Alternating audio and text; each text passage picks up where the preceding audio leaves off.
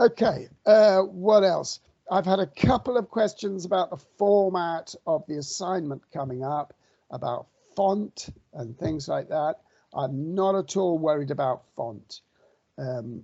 It may be for you, it's an issue because when you open up a document like Word or whatever it is that you're using, and you then have to change it to Roman letters, you're wondering, what shall I do?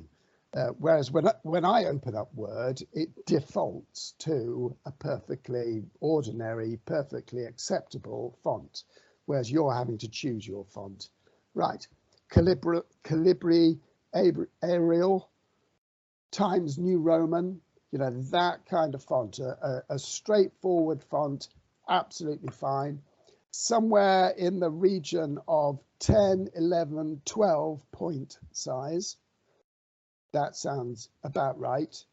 And spacing about 1.5. That's what I would go with personally, but I'm not worried. So as long as it looks clear, that's fine. Don't give me huge, great paragraphs. Yeah, I like a paragraph. I know it depends on your screen size, but you know, a paragraph, if it goes beyond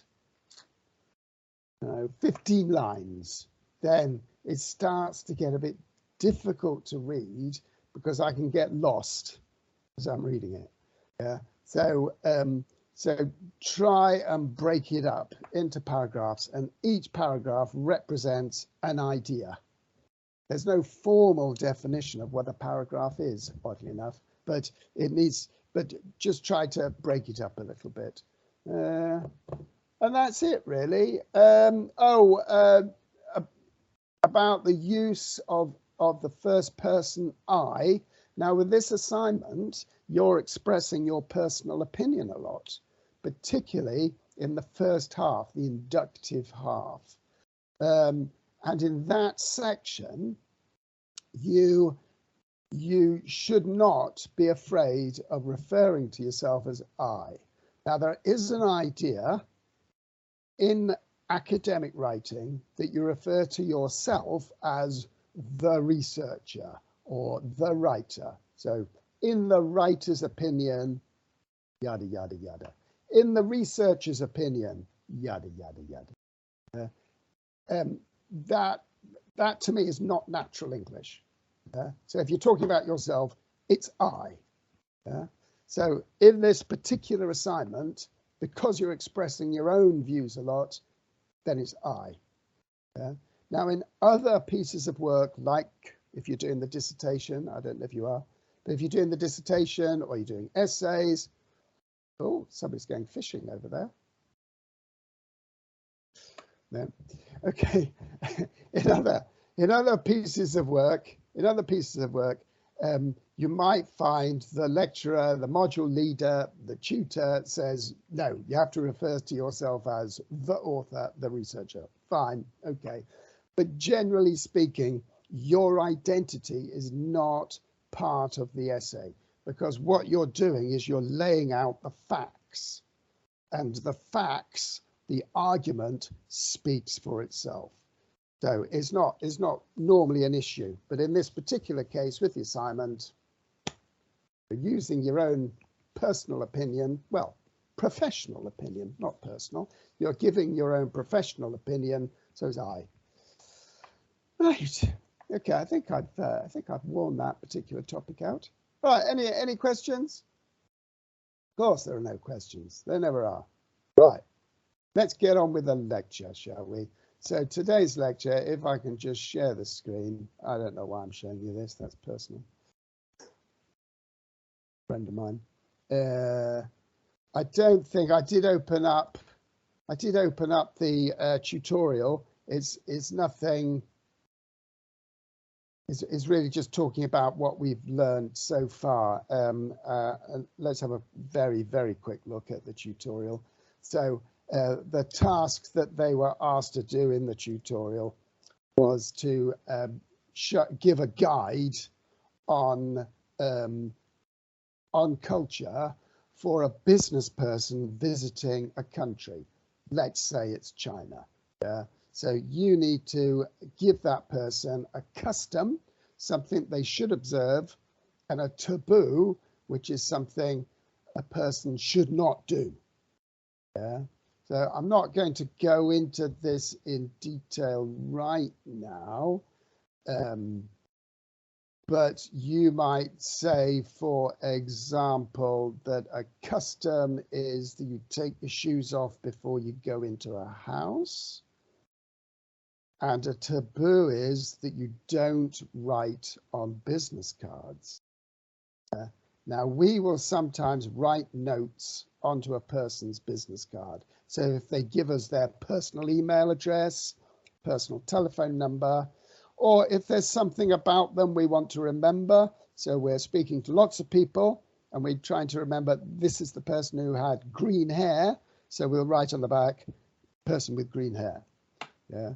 Now, in some countries like, say, Japan, definitely, and I think in China as well, you don't write on the business card. This could be very confusing for us. Yeah. So that's why we need this kind of guide. Or you might say we need this kind of guide. But the truth is, if I go to China and I'm standing outside someone's house waiting to enter, or I'm waiting to go into a room and I see a big pile of shoes outside, I know to take my shoes off. I don't need to be told. Yeah. When we hand over a business card in this country or in America or in Europe, we tend to hand it over in a very casual way. Now in Japan, maybe in China, I don't know, I do understand that they're two completely different countries, by the way. But you might have this in common between your cultures, is that in Japan they would hand over the card in a very formal way. So there's a feeling that it's something very special. And because it's something very special, you know not to write on it and you know to put it somewhere safe, not in the back pocket of your trousers. Yeah, the Japanese would find that rather insulting.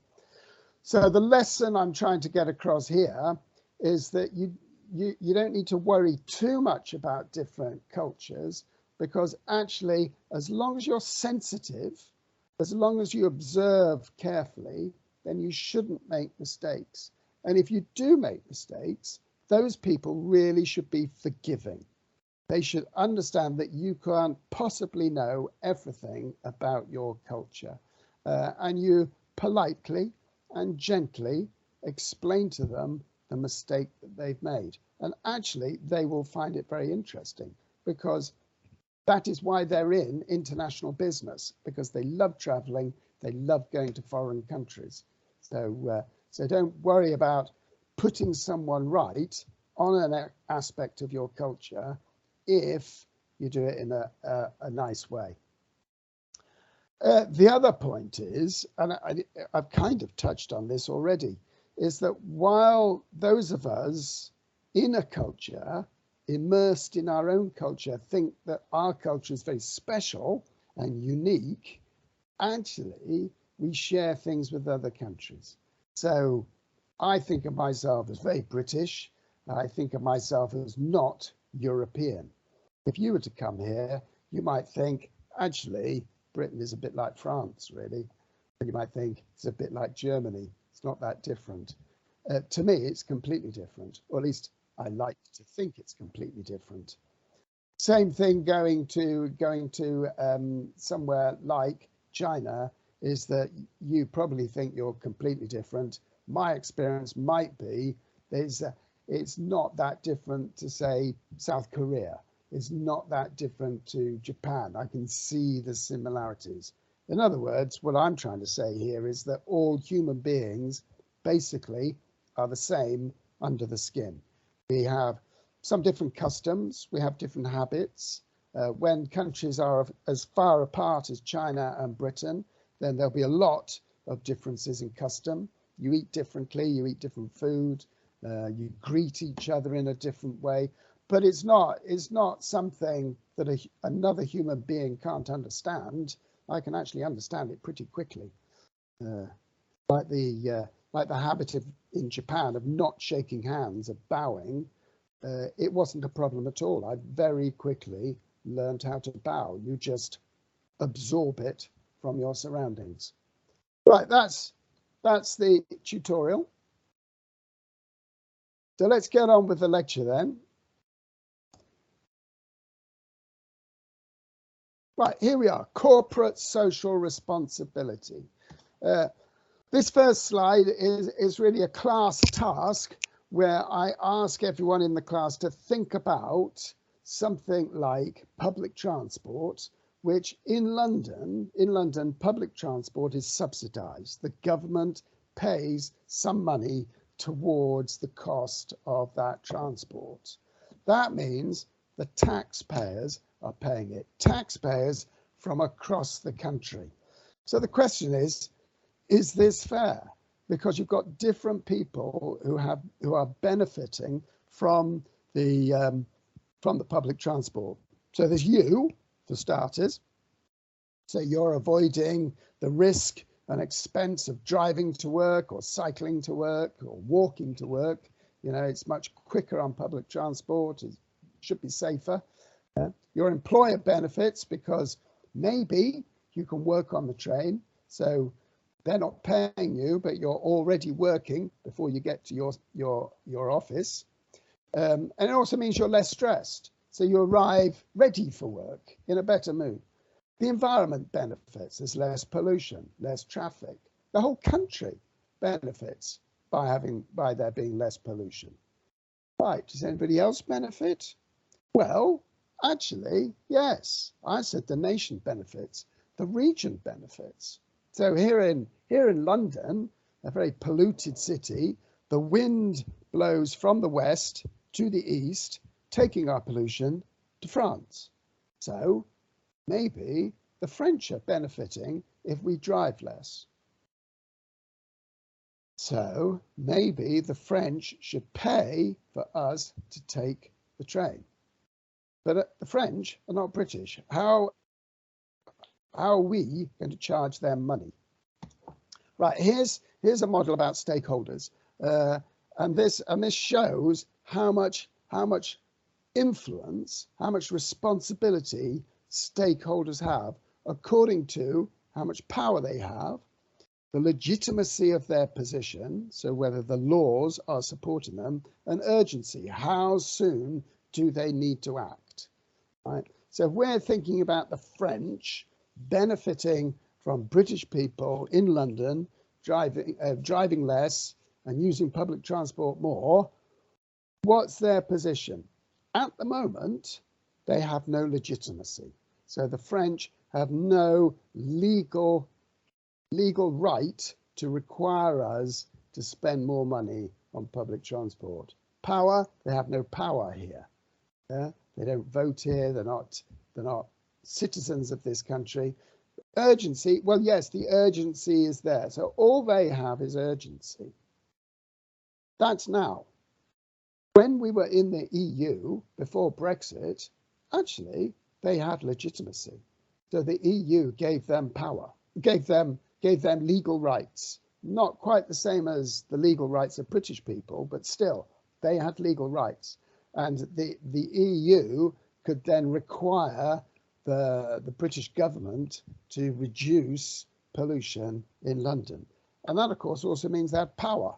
So if you look at this model, that means, according to this model, it's what they call definitive.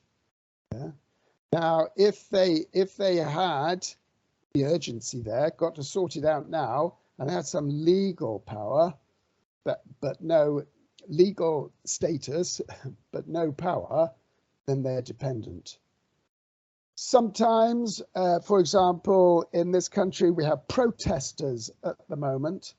The protesters want us to stop using oil. They say it's very urgent, so it's urgent. They have no particular legal status, so they're not some kind of official body. They have no authority.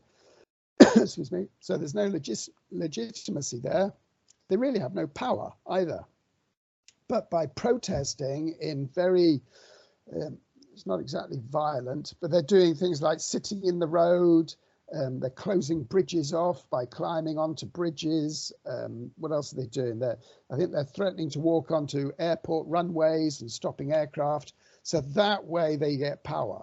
So the urgency and the power that they've grabbed for themselves makes them dangerous, right? That's this model.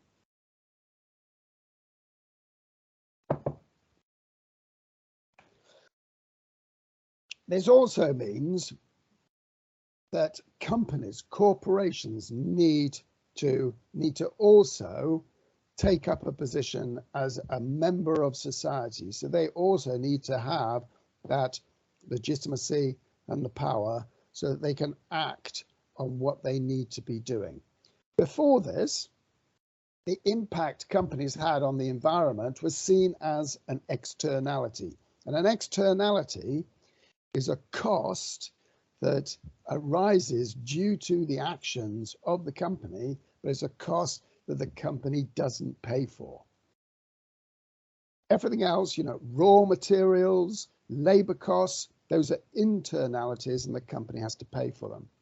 But something like pollution, very often the company doesn't have to pay for it, so it's an externality. Because it's an externality, because it's not paying for these things, it doesn't care. So you have to make it responsible, you have to make it care, you have to make it pay. And that's when you internalize the externalities. And there are 4 ways I want to look at today. One is through their normal reporting systems, their accounting systems. Another one is responsibility to the employees. Third one, responsibility to suppliers. And fourthly, responsibility to the environment. So reporting systems, there are different reporting systems. And the reason why there are so many different ways of adjusting the reporting system is because all of them have a kind of voluntary aspect to them. Companies legally have to release their financial results, but anything to do with the environment, their impact on the environment, their impact on wider society, there's nothing they're legally required to do. So for that reason, different people have different suggestions of what companies should be doing. 2 that are well known are the triple bottom line and principles for a responsible investment. And the triple bottom line adds 2 more profits, if you like, to the reporting system of the company. Now, if we look at this model, we can see here in red, profit, financial profit. This is the one we're used to. We know this one. This is the one that the company releases according to the law, according to the requirements of the stock exchange, according to the needs of the shareholders. And it follows a very strict, legally binding format. Yeah, we know there's the balance sheet, profit and loss. What's the other one? Cash flow. So that's the one we're used to, profit. What triple bottom line is saying is, let's add another bottom line for people. So how are we looking after the people? And a third one is, how are we looking after the planet? The idea is that a company would have a profit target of some kind. It needs to make a profit, but is it improving things with the people? In other words, are the people making a profit? Are we able to add value to the people? Are the people improving in some way? Straight away, you can see there's going to be a problem with targets. How do you measure that improvement? We know how to do it with money, because the more money you're making, the better you are at making money. But how do you measure that you're doing better by the people? And the planet, well, we know how we're doing better, but what should the target be? Are we talking about emissions? Are we talking about recycling? Yeah, we can have different targets. What this is saying is, if you're a standard organization, you're making a profit, and you also look after the people, you make sure, for example, that women are earning the same money as men, then this model says your organization is equitable. If you're making a profit and you're looking after your emissions, you're doing recycling, then you're a viable company. If you're an organization that's looking after the people and the planet, but no profit, then it's got this slightly odd way of expressing this. It describes an organization like this as bearable, which I suppose means that outside the organization, we think it's an okay organization. So we're happy to put up with it, to tolerate it, but it probably won't last very long because it's not making a profit. Unless, of course, it's a charity, and a charity hopefully will look after the people that work for it, hopefully is looking after the planet at the same time, so it's bearable. And then we know it's not going to make a profit, so we have to keep giving it more money. If you can do all three, then we have a sustainable business according to this model. Because of the difficulty in having targets for people and planet, this model works best for public sector organizations. So local government, councils, things like that, because they can set themselves targets on people and planet and also on profit. So they don't worry too much about the profit, but they do make sure that they're not wasting money. So they will be run as if they were a company. Okay. And then principles of responsible investment then. This is about how a company then looks for investment opportunities and how it should do this in a responsible way. A little bit like the previous model, it doesn't really fit commercial organizations very well. It sounds like a really good idea, and the United Nations is trying to get companies to improve on environmental, social, and corporate governance. So it's a very wide brief there. It's a lot of different things to be working on, a lot of different targets. Not like a nice simple return on investment or financial target. So this is very broad. And the United Nations initiative wants companies to incorporate these ESG, environmental, social, and corporate governance issues into their investment decisions. And the advantage here is meant to be that because you're investing is for the future, and you're starting off doing it in an ethical way, then that will create a sense of momentum, and it will establish these standards right from the very start and help to establish them on a permanent basis. So it's encouraging companies to take these issues on, bring them into their policies and their practices, to be public about it, so to disclose how they're doing this, but also to promote it within the industry. And this is where perhaps we start to see the weakness of this approach, because you have to make sure that those that are doing it keep on promoting it, keep on renewing what they're doing. It's not like a financial profit where that is the reason why the company exists. You don't have to tell a company or the management, you must make a profit every year, because they know that is what the company is for. And if it doesn't make a profit, it goes out of business. Whereas with ESG, if they decide to forget about ESG, they're not going to go out of business at all. Yeah.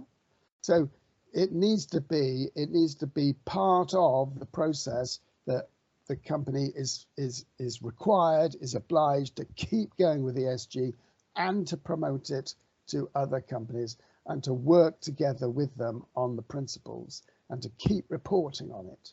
Yeah, so stay public with it. Okay, so that's the reporting systems. What about responsibility to employees? Whereas international, because we're studying international, so we've got to employees, but there are no international laws about this. There is the International Labour Organization, and this tries to encourage companies to look after employees to a particular standard. and it tries to get the government, employers and employees all talking to each other. It's trying to give employees decent and productive work, so it's a real job. It's got a dignity in the work, they're looked after, there's health and safety, all of that kind of thing. So is trying to make sure that the workers are being looked after and not exploited.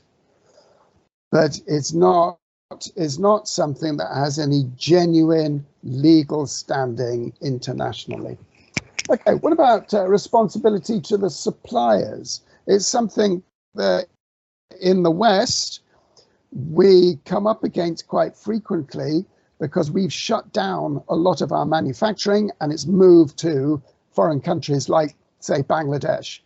And they have different standards to us, and sometimes they have standards that we don't approve of.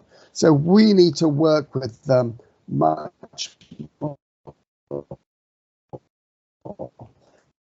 what I want to focus on particularly is the way that the suppliers in developing countries can get exploited. It's meant to be the case with each other, not true.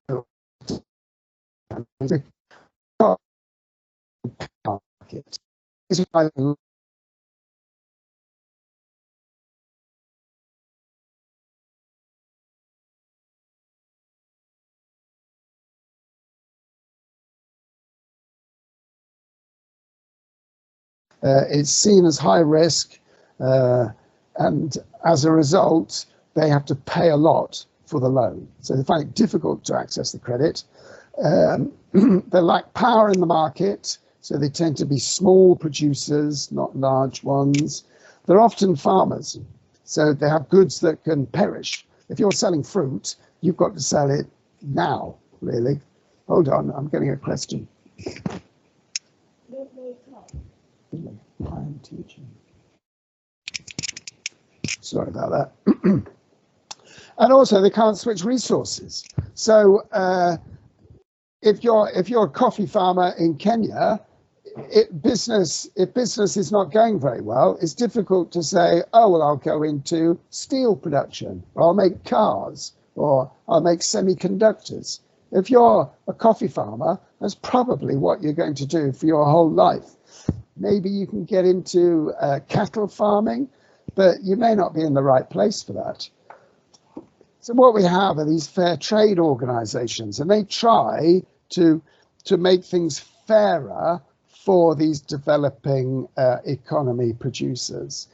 There's no particular agreement on exactly how to do this. As a consequence, there are different organizations doing different things. Some of them are, you might say, rubber stamping what they see, and they say, okay, what you're doing looks all right, so here's our label. You can stick this label on your products and say that you're fair trade.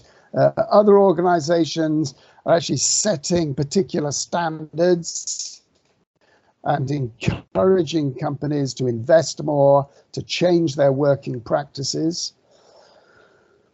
But generally speaking, what they're trying to do is they're trying to make trade truly fair. It sounds great, but there are criticisms. The first thing is that trade, as I say, is meant to be fair anyway, because you've got two parties who are willing to do a deal. No one's forcing them to do the deal. I've also explained how, for developing countries, that isn't fair. Fair trade organizations are meant to be eliminating costly middlemen, or they're trying to simplify the supply chain, because a complicated supply chain is one that has lots of costs in it. But fair trade organizations themselves are middlemen. They're getting into the supply chain. They set very tough standards, which are quite difficult to comply with.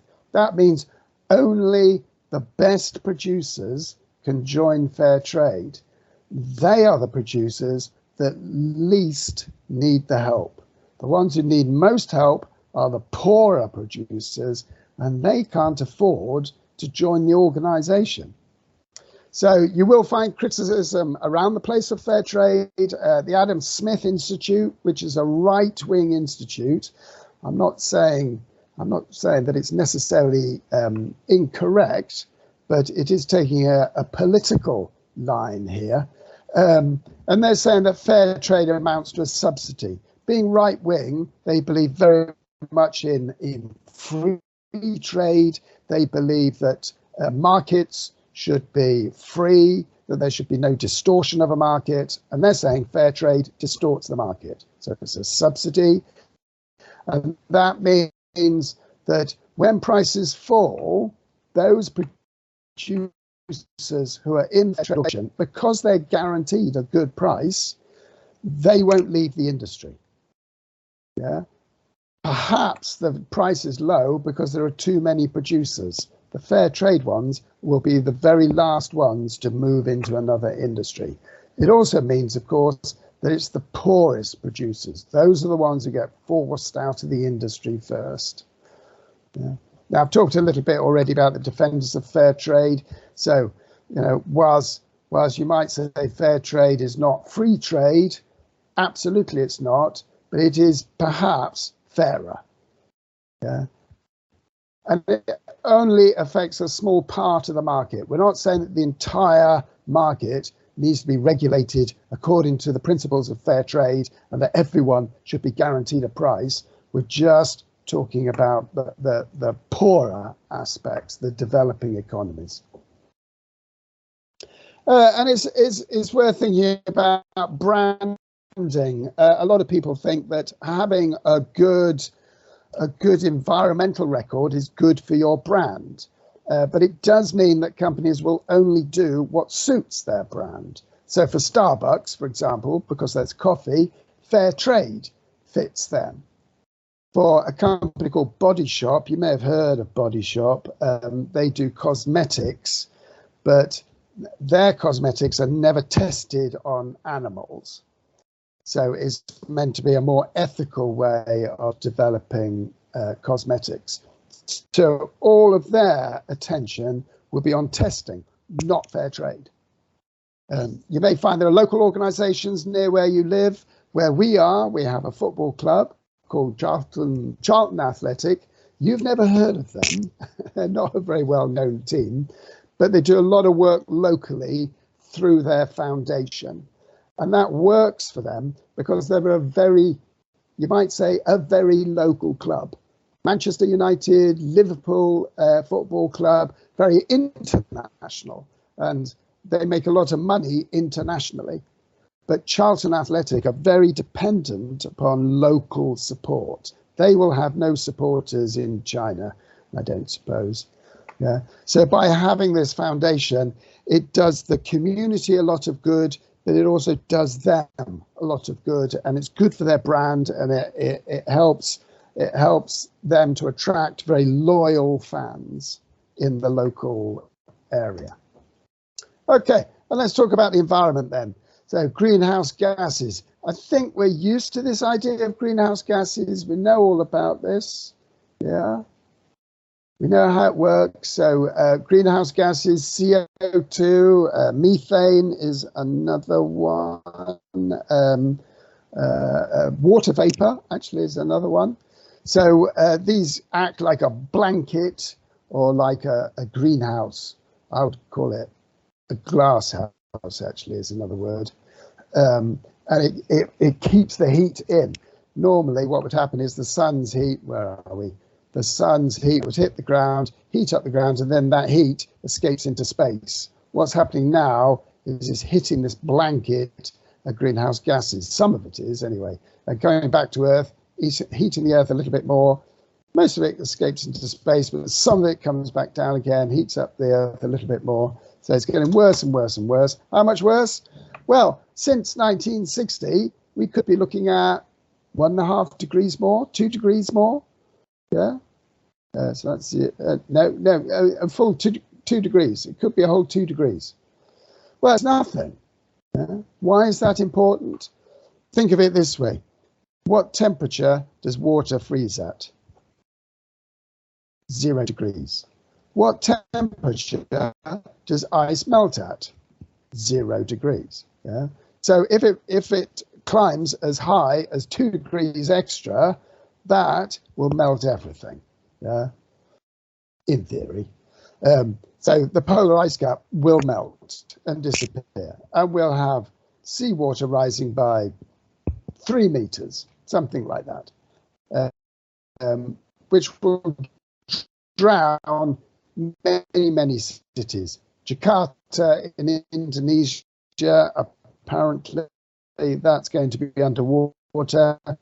So the Indonesian, Hong Kong would have a few problems. Shanghai, I expect would have problems, but you know more about that than I do. And we need to reduce pollution, we need to reduce greenhouse gases, we need to look after the ozone layer, we need to look after pollution in the oceans, we need to look after the creatures that live in the oceans. You know, all of this we'd sort of agree on, but we would each of us have different priorities. The problem with this is that when you make your argument, when you're wanting to discuss these issues of corporate social responsibility, everybody wants to do some good, but nobody can agree on exactly what your priorities are going to be.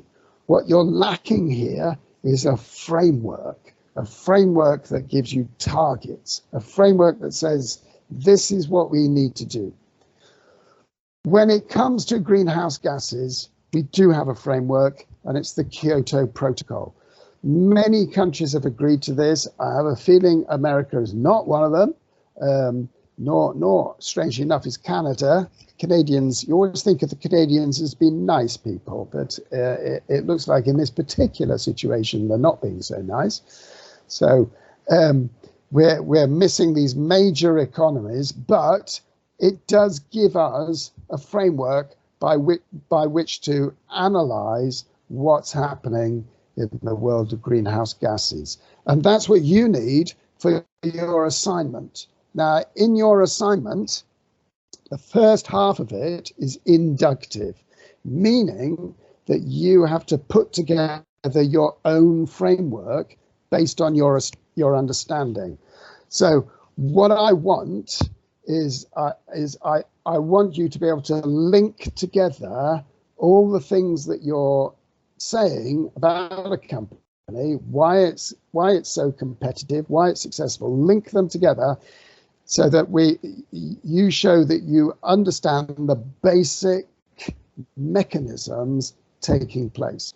Now, I've said before, I think we talked about Steve Jobs and Apple. Steve Jobs understood those links. So he understood that Apple was about style, it's about technology, it's about innovation, yeah, it's about California. Yeah, he understood the soul of the company, and the soul of the company is what links all of these things together. Now, you could say at random, I don't know, yeah, Apple's stylish. What else has it got? Oh, it's expensive. That's another nice one. It's technically advanced. Yeah, it doesn't need to be these things. And another company can imitate that. Samsung could say, okay, we're going to do style now.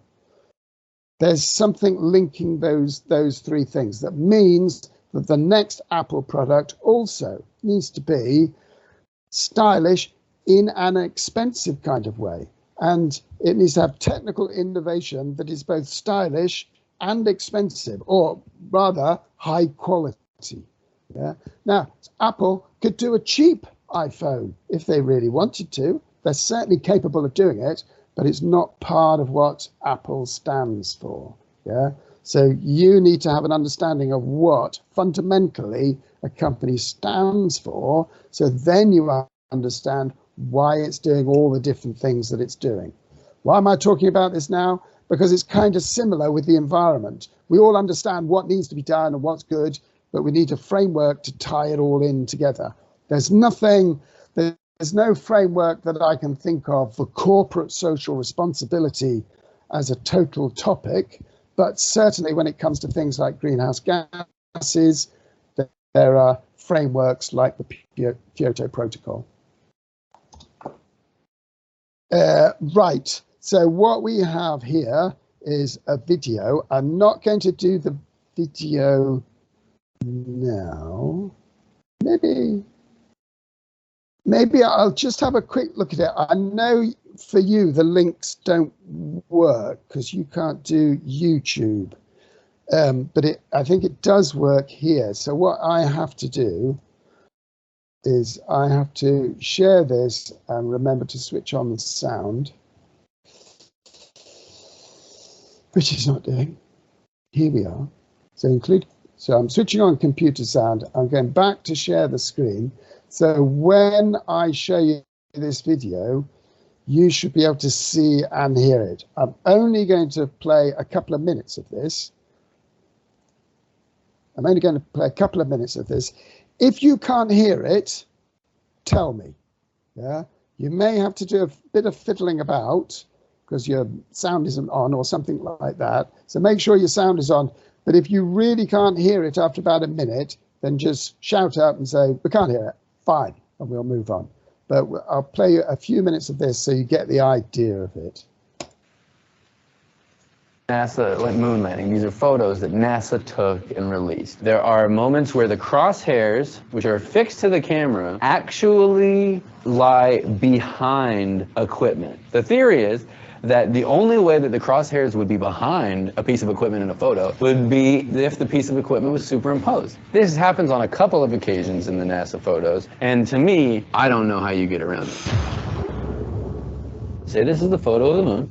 We got the rocks and the moon here. Let's say the sun is over here, right? Well, we got shadows naturally this way, but in some occasions, there are shadows competing. This would suggest another light source over here, sending the shadow this way. If you're on the moon, there wouldn't be two light sources. There would only be the one, the sun. Okay, right. Now you might be able to hunt down this particular video by another source, but this kind of thing, people who believe the world is flat, that's another one. They think that's a government plot. Another one is people who think that the vaccine for COVID is actually a way of the government controlling people, perhaps sterilizing them so they can't have children. Yeah.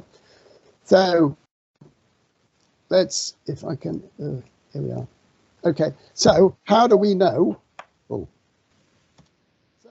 How do we know that a scientific case is true?